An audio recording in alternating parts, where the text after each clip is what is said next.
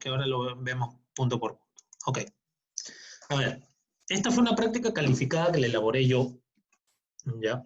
En estos tiempos, las prácticas, bueno, yo la puse de 120 minutos porque la práctica en esos entonces eran de 3 horas inclusive. Sin embargo, este ciclo probamos con que sea una práctica con menos tiempo y que no sea tan operativa, pero que sí sea bien conceptual. Es decir, que si ustedes no tenían claro los conceptos, no pudieran resolverla.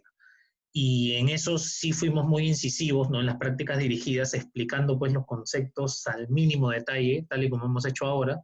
Y es así que se empiezan a hacer prácticas calificadas de bonos de este tipo, ¿no? Entonces, incluso era sin consultas, sin apuntes y sin nada, y se mencionaba que no iba a haber prórroga, porque ¿cómo se van a dar cuenta? Y si han abierto ya los Excel, se van a dar cuenta que en el Excel los cálculos no son tan grandes, son bien sencillitos, ¿no? Incluso eran de 2 casos. Entonces vamos rápidamente con el caso 1 y nos dice: la empresa Construcciones y Metales del Perú se dedica a la fabricación y comercialización de estructuras de metal mecánica a pedido, atendiendo principalmente a empresas del sector minero y hidrocarburos. Hace unos años la empresa realizó fuertes inversiones en activo fijo a la expectativa de generar mayores ventas sustentadas en un sólido crecimiento de los sectores extractivos. A ver, chicos, básicamente lo que me estaban indicando acá era qué era lo que hacía la empresa, ¿no? Este caso sí era importante que ustedes sepan qué hacía la empresa y qué era lo que quería hacer, ¿no? Entonces nos decían acá, hace unos años, y este punto es importante porque les va a servir para poder responder la primera pregunta, porque vean qué dice la primera pregunta: ¿cuál sería el tipo de subasta más adecuada para la actual situación de la empresa? Justifique un punto. Estaba yo, cuando elaboré esta práctica, pensaba si ponerle 2 puntos o un punto, pero dije, voy a ponerle un punto porque al final esta respuesta amarraba el resto de las siguientes preguntas. Si es que hacían mal esta, en realidad jalaban la prueba. Y en realidad por eso le puse un puntaje menor, porque el puntaje adelante iba a implicar que hagan bien esta, ¿no? Entonces, en ese momento, durante la práctica calificada, yo le dije, lean bien esta parte, porque normalmente cuando nosotros nos enfrentamos ante un caso, cuando me describen a la empresa, lo hacen para saber de qué trata, pero no me sirve mucho. En este caso sí servía bastante, porque nos dice: hace unos años la empresa realizó fuertes inversiones en activo fijo, a la expectativa de generar mayores ventas sustentadas en un sólido crecimiento de los sectores extractivos. Sin embargo, este crecimiento no se dio como esperaban, las ventas e inversiones en estos sectores se redujeron, lo que impactó fuertemente en los flujos y la actividad de la empresa. Recuerden que esta empresa se dedicaba a la fabricación y comercialización de estructuras de metal mecánica. Entonces, nos dicen en el siguiente párrafo: al día de hoy, gracias al buen manejo gerencial de la empresa y al compromiso de los accionistas, la empresa han podido desempeñar sus actividades con normalidad a pesar de los estragos de la crisis del sector de los últimos años. No obstante, la empresa aún sigue buscando la manera de reacomodar mejor sus finanzas. Es decir, logró superar este impasse, pero está buscando una mejor manera de reacomodar sus finanzas. Para esto, el gerente financiero ha decidido aprovechar el contexto de bajas tasas de interés del mercado de bonos para emisiones en moneda local, por lo que ha decidido realizar una emisión para reperfilar la totalidad de la deuda de largo plazo correspondiente al remanente impago de la deuda en moneda extranjera tomada hace años. Ok, punto importante. Sabemos que había hecho una inversión, por eso les decía que el primer párrafo era importante, porque la empresa había hecho una inversión en activos fijos con la finalidad de atender pues, a las empresas del sector minero. Sin embargo, había habido un fuerte problema, este sector había caído fuertemente y obviamente las inversiones que habían realizado les habían afectado mucho sus finanzas, motivo por el cual el gerente financiero ha decidido aprovechar el contexto de bajas tasas de interés del mercado de bonos para emisiones en moneda local, soles. ¿Qué me está dando a entender esto? Que obviamente hubo una inversión, un financiamiento en dólares y que ahora quieren aprovechar que las tasas de interés en soles están bajas para reperfilar esa deuda, es decir, cambiar esa deuda que tenían en dólares a una que está en soles, aprovechando las bajas tasas de interés. Punto que ustedes tenían que tener bien en claro cuando resolvían esta prueba. Por lo que ha decidido realizar una emisión para reperfilar la totalidad, ojo, ya sabemos que quieren cambiar de dólares a soles y nos están diciendo, por lo que ha decidido realizar una emisión para reperfilar la totalidad de deuda de largo plazo remanente al impago de la deuda en moneda extranjera tomada hace años. Quiere decir que hace años tomaron una deuda y esa deuda en específica. Y además, para financiar nueva maquinaria por 48 millones. Entonces, lo que quieren hacer es el remanente que no se ha pagado de la deuda de largo plazo en dólares, la quieren convertir en soles y adicionalmente necesitan ellos para financiar nuevas maquinarias 48 millones de soles adicionales. Entonces, ¿cuál sería el tipo de subasta más adecuada para la actual situación de la empresa? Chicos, sin revisar su solucionario en Excel, ¿cuáles creen ustedes que sería la más adecuada y por qué? Pregunta de una sola línea nomás, chicos, para responder. No era necesario ahí que respondan varias líneas. A ver, así, chicos, de lo que se les ocurra. ¿Cuál sería la subasta más adecuada? ¿La subasta de precios o la subasta de tasas, que es la que hemos visto en la última práctica dirigida?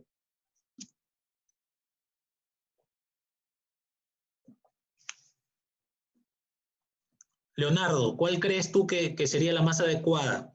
¿Una subasta de tasas o una subasta de precios? ¿O no les queda tan en claro, sino para explicarlo yo?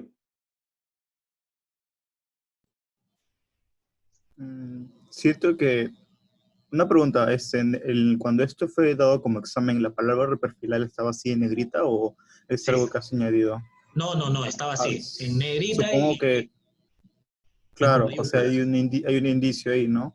Uh-huh. Eh, Supongo que por ahí va la respuesta, pero sí ahorita, en este momento estaría como que un poco que adivinando, ¿no?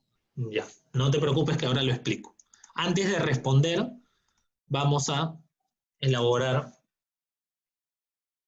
un pequeño cuadrito que me va a decir a mí, me va a permitir hacer un comparativo entre subasta de tasas versus subasta de precios.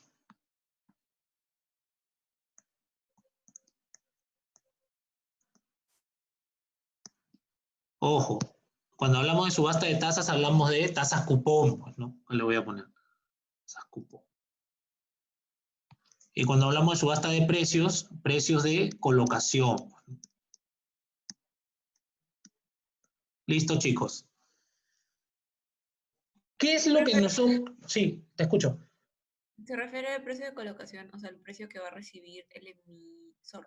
Efectivamente. Cuando hablamos de subasta de tasas cupón, lo que vamos a determinar es la tasa cupón que el emisor va a pagar. Y cuando hablamos de precios de colocación, es el precio que el emisor va a recibir, ¿no?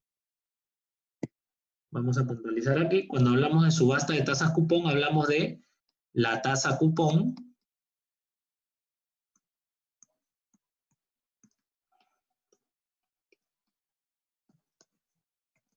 que el emisor va a pagar. Y cuando hablamos de subasta de precios de colocación, hablamos de el precio por bono que el emisor va a recibir, va a cobrar.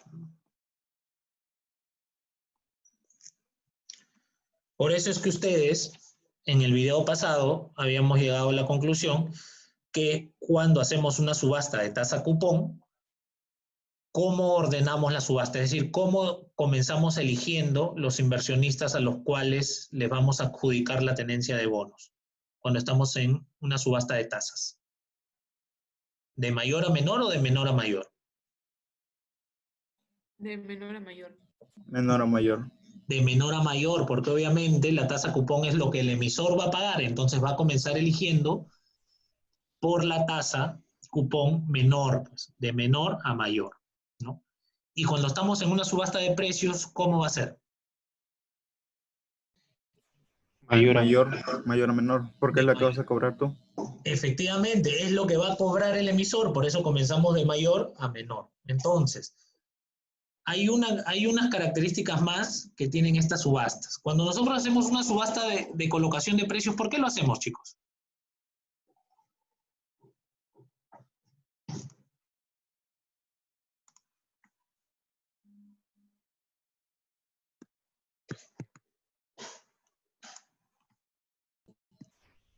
Porque quieres conseguir una mayor cantidad de financiamiento. O sea, te interesa recibir más. Cuando hago, no, ¿qué es lo que me aseguro yo en una subasta de precios? El precio máximo. A ver, si nosotros hacemos, ¿Tasa que vas a pagar? a ver, si nosotros queremos hacer una emisión por 20 millones, ¿ah? ¿Ok? Si hacemos una subasta de precios, ¿qué puede pasar con la subasta de precios? El precio del bono podría fluctuar, ¿verdad? Podría estar sobre la par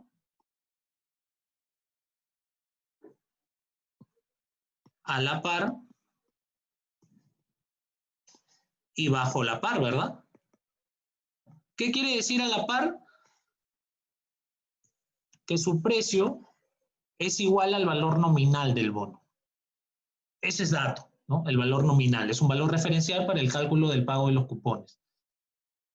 Cuando hablamos de precio de colocación, hablamos del precio que va a pagar el inversionista. Entonces, el precio en una emisión de bonos, cuando subastamos los precios, el precio de colocación puede estar sobre la par, a la par o bajo la par. ¿Qué quiere decir sobre la par? Por encima del valor nominal del bono, al igual que el valor del bono o por debajo del valor nominal del bono. Entonces, si lo que nosotros queremos es colocar exactamente 20 millones, ¿qué puede llegar? ¿Cuál es el riesgo en el cual estamos inmersos en una subasta de precios? Que el precio sea bajo la par. Que el precio sea bajo la par, pues. Muy buena respuesta. No alcanza los 20.000. No alcanzar los 20 millones, pues. Si nosotros quisiéramos asegurar colocar los 20 millones, ¿qué haríamos? ¿Una subasta de precios o una subasta de tasas? Una subasta de tasas, si quieres asegurarlo, si no quieres correr el riesgo. Efectivamente. ¿Y cuál sería el riesgo en una subasta de tasas? Que la tasa que te ofrezca el mercado sea mayor a la tasa que habías conseguido con el estructurador. La tasa teórica. Efectivamente, que la tasa cupón sea mayor a lo que paga el mercado. Pero, profe, una pregunta. Dime. Eso es en el tiempo, ¿no? O sea, No, que la tasa cupón, ¿no? no, en el tiempo no, es en este momento, porque ¿qué puede llegar a pasar en la subasta? Recuerda que en la subasta es oferta y demanda. Y puede ser que los inversionistas te exijan mayor rendimiento del que el mercado normalmente está pagando y tú termines colocando tus bonos pagando un interés mayor de lo que paga el mercado, ¿no? ¿Y qué pasaría si tú colocas una tasa cupón que es mayor a la del mercado? Esto te va a afectar obviamente tus ratios, pues. ¿Por qué? Pero para eso no sirve la tasa teórica.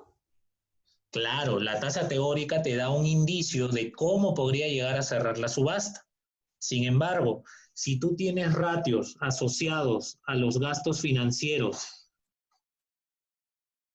y tienes topes a esos ratios, por ejemplo, un ratio puede ser el de, ¿recuerdan el ratio cobertura de intereses, chicos? En el cual hacen una relación entre los gastos financieros y el EBITDA. ¿Qué pasaría si la empresa ya tiene un tope en esos ratios? Y si esta tasa cupón me hace que yo pague más intereses de los que yo había previsto inicialmente, ¿qué puede llegar a pasar? Mis ratios se van a ver afectados. Ojo, en el tiempo también mi bono se va a valorizar, pues. Recuerda que en el tiempo, cuando tengas que las tasas de interés suban, ¿qué va a pasar en el tiempo? Si las tasas de interés suben, si las CETIS suben, quiere decir que el mercado está pagando más de lo que pagas tú. Por ende, el precio de tu bono, es decir, el precio de mercado del bono, en el mercado se va a desvalorizar, ¿no? Pero eso le va a afectar al que tiene el bono, no a ti como emisor. A ti como emisor en el momento lo que te preocupa es saber cuál es la tasa cupón teórica, es decir, poder anticiparte a cuánto podría llegar la tasa cupón de corte, ¿no? La que vas a pagar a todos. Y el riesgo ahí es que si tú previste 7,60, puede ser que 7,70 o 7,80 termines pagando. Está dentro de los límites que tú has establecido como para no determinar que la subasta está manipulada por los inversionistas, sí está dentro de los límites, pero eso hace igual que estés pagando un poco más. Y ese hecho que tú pagues un poco más te va a afectar los ratios. Entonces, lo que nosotros tenemos que concluir lo siguiente es, cuando nosotros estamos muy afectos a ciertos ratios asociados a los gastos financieros, probablemente no me convenga hacer una subasta de tasas. ¿Por qué? Porque esta tasa puede resultar por encima de lo que yo tenía previsto o por debajo de lo que yo tenía previsto. Si es por debajo me conviene, pero si es por encima me va a afectar mis ratios. No voy a cumplir mis ratios. Sin embargo,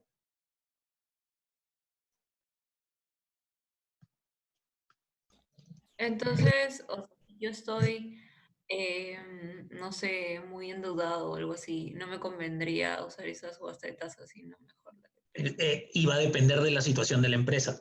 Va a depender mucho de la empresa. Si la empresa, como tú dices, quizás está muy endeudada y puede ser que el banco le haya establecido ciertos límites, ciertos parámetros, oye, que tu ratio cobertura de intereses, ¿no?, tenga este nivel, y si es que tú haces una subasta de tasas, puede ser que ese ratio se vea afectado producto de este resultado, quizás a ti no te convenga hacer una subasta de tasas, sino una de precios que te asegure que este límite no se vea afectado. Pero va a depender de lo que sucede en la empresa. Lo mismo pasa con la subasta de precios. La subasta de precios, si bien te asegura una tasa cupón, hace que el precio de colocación pueda subir o pueda bajar. ¿Y qué pasa si tú necesitas exactamente esos 20 millones? A ti no te conviene una subasta de precios, porque puede ser que consigas 21, ¿cómo podrías conseguir 19? Entonces, la única forma tú de asegurarte que recibas esos 20 es con una subasta de tasas. Es decir, el riesgo en una subasta de precios es que no consigas lo que tú quieres, el monto. Y el riesgo en una subasta de tasas es que la tasa de corte sea mayor a la que tú tenías presupuestada para poder cumplir tus ratios asociados a la deuda financiera. Entonces, cada una tiene sus pros y sus contras. Si regresamos a la pregunta del caso y volvemos a leer lo siguiente y nos dicen, el gerente financiero ha decidido aprovechar el contexto de bajas tasas de interés en el mercado de bonos para emisiones en moneda local, soles, por lo que ha decidido una emisión para reperfilar la totalidad de la deuda de largo plazo correspondiente al remanente impago de la deuda en moneda extranjera tomada hace años, y además para financiar 48 millones. Es decir, lo que quiere este gerente financiero es reperfilar esta deuda de largo plazo, convertirla a soles, es decir, pasarla de dólares a soles, y además colocar 48 millones para la compra de una maquinaria. Si este es el objetivo de la gerencia, ¿qué subasta es la más adecuada? Yo creo que con la explicación ahora sí podemos responder esa pregunta. ¿La de tasas? Una subasta de tasas. ¿Por qué? Porque necesitas bueno, más lo digo por el monto, que necesitas un monto exacto y con la subasta de precios como que puede que no te den ese monto. Efectivamente, muy buena respuesta. ¿Por qué? Porque con la subasta de precios, como bien dices tú, puede que recibas ese importe, como puede que no. Y como obviamente no estás dispuesto a arriesgar porque ya tienes un fin específico, utilizas una subasta de tasas. Y esa es la respuesta que se da en el solucionario. La subasta más adecuada es la subasta de tasas, debido a que al requerir reperfilar su deuda y realizar inversiones por un monto determinado, este tipo de subasta le aseguraría cubrir el monto mínimo necesitado. Esa era la respuesta correcta, porque obviamente si ustedes conocían y sabían cuál era la diferencia entre una subasta de precios y una subasta de tasas, si ustedes conocen cuáles son los pros y los contras de cada una de ellas, les tenía que quedar en claro de que era que en una subasta de precios, si bien ustedes han fijado la tasa cupón, puede ser que no reciban el monto que ustedes desean financiarse. Entonces, si lo que ustedes quieren es utilizar ese dinero para un fin específico, comprar maquinaria valorizada por un monto específico, reperfilar deuda por un monto específico, ustedes lo que tienen que asegurar es el monto. Y para asegurar el monto, la que les conviene es la subasta de tasas, porque ahí el monto está asegurado, lo que va a variar es la tasa.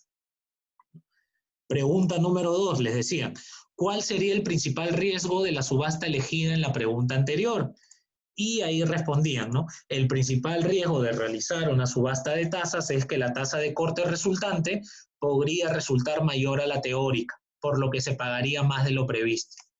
Ese es el riesgo de que tu tasa cupón sea superior y termines pagando más intereses de lo que tenías previsto. Pero el hacer este tipo de subasta te ha permitido asegurar el monto que tú necesitas. Yo, a mi punto de vista, si les ha quedado claro, esos 2 puntos eran regalados.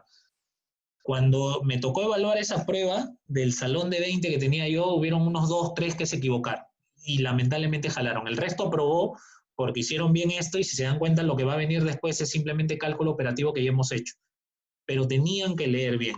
Por eso, incluso en la práctica calificada, yo me paré a leer estos 2 párrafos y los leía dándole las precisiones y alzando un poquito la voz en los puntos más importantes. Porque de aquí salía la respuesta a estos 2 y estas 2 me iban a permitir resolver lo demás. Pregunta número 3. Pregunta esta sí era un regalo, determinar el monto mínimo, colocar la subasta, tomar en cuenta que producto de la emisión se incurren en costos adicionales por 2 millones.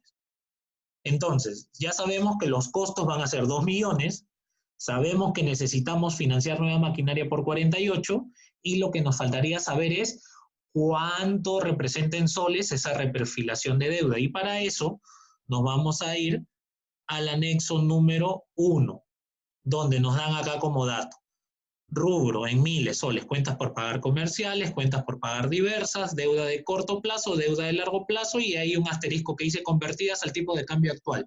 Y si ustedes revisaban bien el texto que decía acá, reperfilar la totalidad de deuda de largo plazo correspondiente al remanente impago de la deuda en moneda extranjera. La totalidad de la deuda de largo plazo, listo. Su deuda de largo plazo era 40 millones de soles, ya estaban convertidas al tipo de cambio. A esos 40 millones le sumaban los 48 millones de la nueva maquinaria y a eso le sumaban los 2 millones de costos que iban a tener. Por ende, la respuesta debía ser que el monto mínimo a colocar era 90 millones. Chicos, sumas y restas, simplemente era entender lo que nos habían pedido y lo que estaba en la lectura. Luego nos íbamos a la pregunta 4 y la pregunta 4 nos decía determinar la tasa cupón al realizar en la subasta utilizando la curva sin riesgo del anexo 1 y el spread correspondiente al anexo 2. El rating de la empresa es A, asuma que para todos los periodos el spread corporativo es el mismo, las características del bono son las siguientes: valor nominal 1000, cupones anuales, plazo 5 años, amortización bullet, se las puse sencillo, de frente a amortización bullet. Y les daba como datos, eso sí,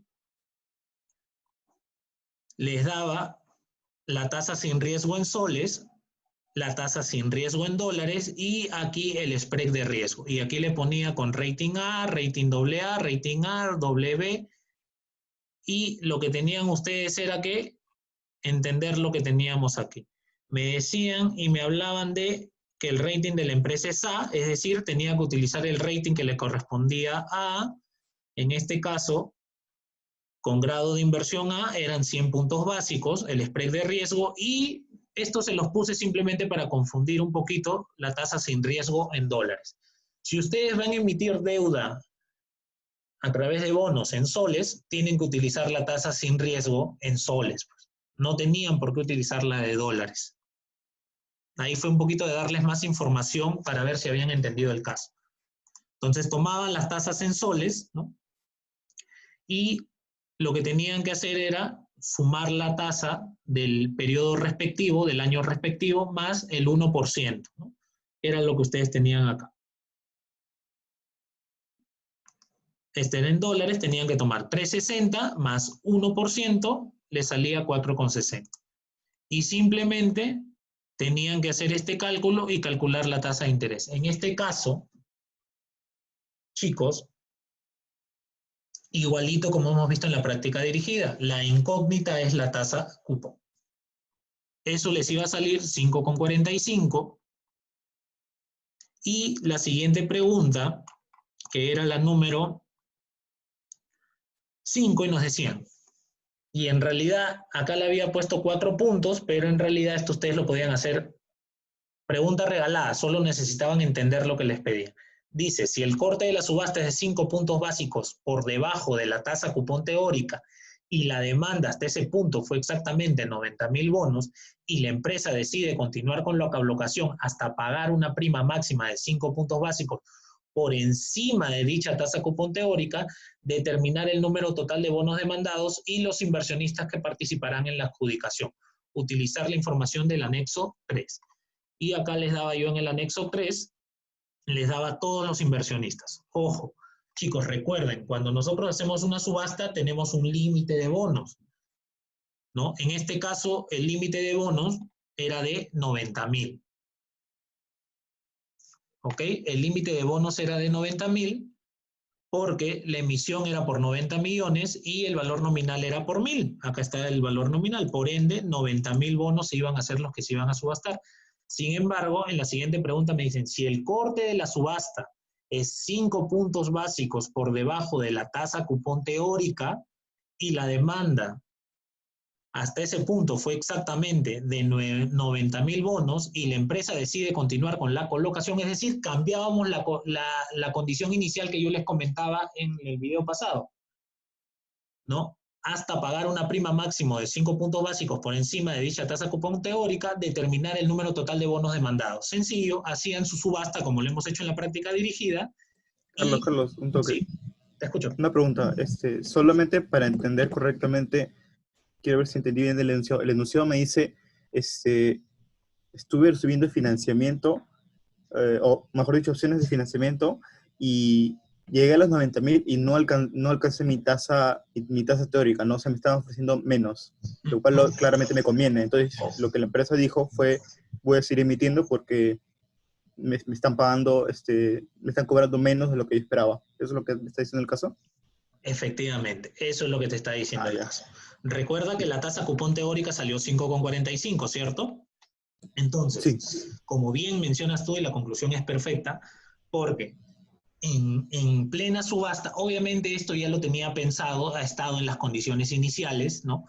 Pero en plena subasta, lo que pasó fue lo siguiente, que ya se había alcanzado el tope de cupones, porque recuerden que el tope era 90.000, ¿no?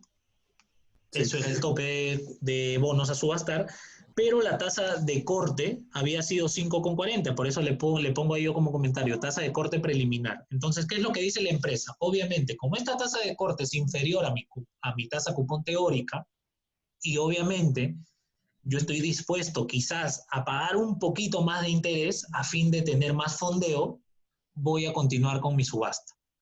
¿Cuánto más estoy dispuesto a pagar? Cuando llegue a 5 puntos básicos por encima de la tasa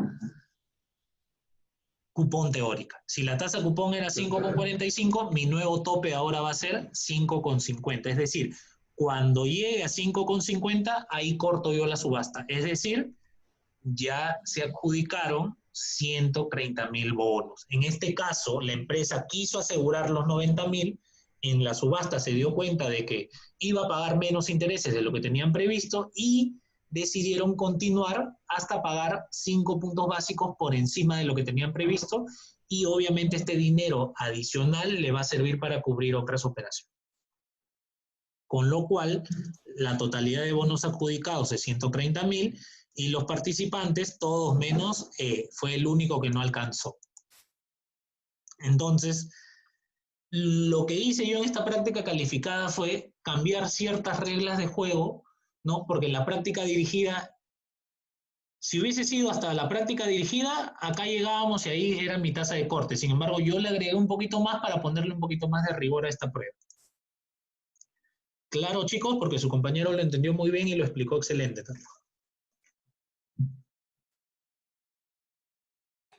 Sí, profe. Ok, perfecto. Está claro. Perfecto. Luego nos dicen, pregunta 6. Si usted es un inversionista adverso al riesgo, y esto es importante porque lo conversábamos en la clase pasada, no invierte en productos con grado de especulación. ¿Cuáles son los grados de especulación? Los que vemos aquí. Grado de inversión son los AAA, los AA, los A y los BBB. Grado especulativo es de W para abajo. Entonces, si usted es un inversionista adverso al riesgo, no invierte en productos con grado de especulación y quiere tener una cartera lo más protegida posible frente a fluctuaciones de la tasa de interés, determine cuál de los siguientes bonos adoptaría para su portafolio, sustente su respuesta por medio del cálculo de la duración modificada, considere también para su decisión el bono emitido por Construcciones y Metales, solo puede elegir un bono. Entonces, ¿qué es lo que está pasando acá? Acá me han dado diversos bonos, ¿no? Hay un inversionista, ya no estamos desde la perspectiva del emisor, sino estamos desde la perspectiva de un inversionista. Y este inversionista es adverso al riesgo, es decir, no invierte en productos con grado de especulación. Por ende, va a invertir únicamente solo en los AAA, en los AA, en los A y en los BBB. ¿Qué es lo primero que tenemos que descartar? Aquellos bonos que no tienen grado de inversión. Tenemos que descartar a la empresa B, a la empresa C, a la empresa D, a la empresa E y a la empresa H. Con los únicos que nos vamos a quedar para comparar son... A la G también. Ah, verdad, también a la G porque era rating B. Solo nos vamos a quedar con la empresa A, con la empresa F. Solo esas dos. Y la vamos a comparar con el bono de Construcciones y Metales. Y eso es lo que vamos a hacer. Hemos elegido a la empresa A y a la empresa F, que tienen rating con grado de inversión. El resto queda descartado. Simplemente lo hemos puesto ahí para ver si comprendían cuál era la diferencia entre grado de inversión y grado de especulación. Estaba clarísimo. Y nos piden determinar cuál está más protegida frente a fluctuaciones de la tasa de interés. Y vamos a determinar eso a través de la duración modificada, para lo cual ya yo les daba el dato de la yield to maturity, del rendimiento al vencimiento, de la duración, y lo que ustedes tenían que calcular era la duración modificada y la duración de Construcciones y Metales. Chicos,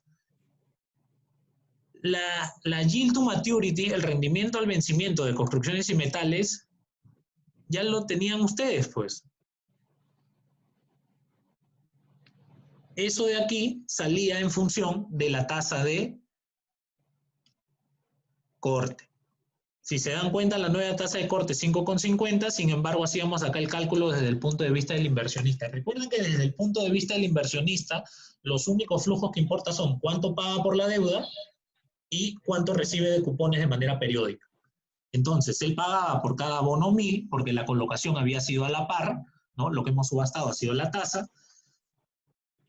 Estos son los cupones que va a recibir, calculados con la tasa de corte, obviamente, ¿no? Con 5,50. Y si nosotros calculábamos la yield to maturity, nos iba a salir igualito que la tasa de corte. Y esto básicamente porque el esquema de amortización es bullet. En esos casos ya sabemos que es así.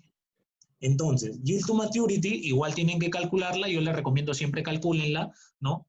no la tomen directamente de aquí porque esto puede variar en función del esquema de amortización. Entonces, siempre calcúlenla, tomen en cuenta los flujos del inversionista, que son el pago del bono y los cupones que va a recibir. Sobre eso hacen simplemente una TIR y ya tienen su yield to maturity. ¿Cómo calculan la duración? Como ya lo hemos visto en la práctica dirigida pasada, hacen una ponderación de los flujos de acuerdo al tiempo, ¿no? Cada uno de estos flujos del cupón lo tienen que traer al valor presente. ¿Con qué tasa? Con la yield to maturity, y eso le van haciendo un ponderador, van multiplicando el ponderador del periodo por el valor presente, ¿no? Obviamente, como es un bullet, la duración va a estar más cercana al último año. Si se dan cuenta, la duración sale 4.51 años y tiene sentido porque el mayor flujo lo tenemos en el año 5. Entonces, esa es la mejor manera de corroborar que estamos haciendo un buen trabajo. Tenemos ya la duración y lo que tenemos que calcular es la duración modificada. En este caso, simplemente es dividir la duración entre 1 más la yield to maturity. Tenemos la duración modificada en ambos casos y el que ha tenido menor duración modificada ha sido construcciones y metales. Si ustedes se dan cuenta, están equiparados en la duración. Es decir, esta herramienta que me permite medir la sensibilidad de los bonos ante un cambio de las tasas de interés, han salido la misma en estas dos empresas. Entonces, si es la misma duración, obviamente a mí me va a convenir, si en ambas es la misma, ya lo que voy a comparar ahí es a través de la yield to maturity, y para esto también me ayuda la duración modificada. Si se han dado cuenta, acá sale la duración modificada menor, y ese es el bono que voy a elegir, y el bono elegido es el de construcciones y metales, ya que es menos sensible ante un cambio de las tasas de interés, por lo que es menos riesgoso, ¿no? Como les comentaba aquí, igual duración que el de la empresa A, pero tiene mayor yield to maturity. Por ende, tiene una menor duración modificada. Chicos, queda el caso 2. Nos conectamos a las 6:30, si les parece, ¿no? Mientras va guardando este archivo de aquí. Y el caso 2 es sencillísimo, pero trata de una subasta de precios. Y me gustaría mostrarles las dos para que tengan claras. Y si ya tienen preguntas, nos quedamos el resto de los 40 minutos. Ok, chicos, entran a las 6:30, por favor. Ok.